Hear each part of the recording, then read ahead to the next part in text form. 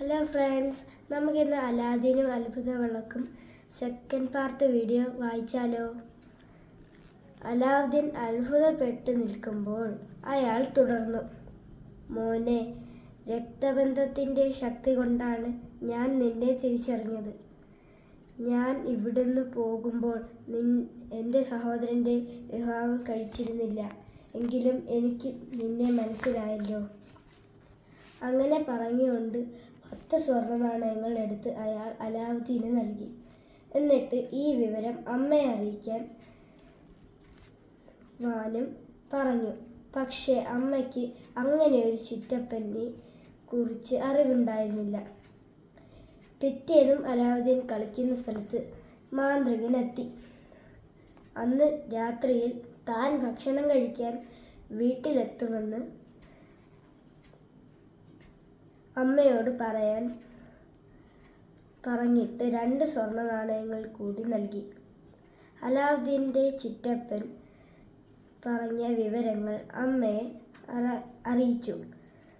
താൻ അറിയാതെ സഹോദരന്മാർ തൻ്റെ ഭർത്താവിനുണ്ടായിരിക്കാം എന്ന് വിചാരിച്ചുകൊണ്ട് അവർ അയാൾക്ക് നല്ല ഭക്ഷണം ഒരുക്കി.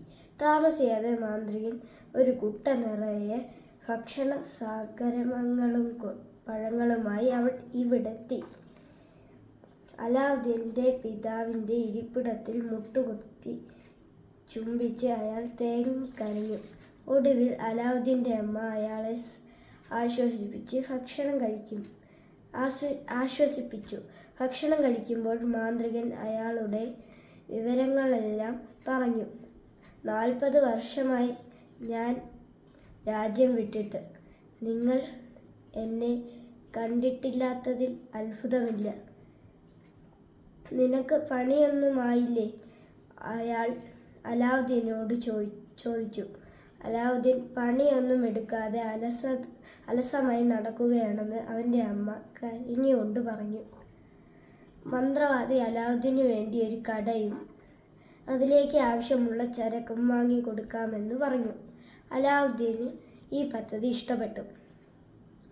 പിറ്റേന്ന് രാവിലെ മാന്ത്രികൻ അലാവുദ്ദീന് നല്ല ഉടുപ്പ് വാങ്ങി കൊടുത്തു. പട്ടണം മുഴുവൻ അന്നവർ കറങ്ങി നടന്നു. സന്ധ്യയാകുന്നതോടെ വീട്ടിലേക്ക് മടങ്ങുകയും ചെയ്തു.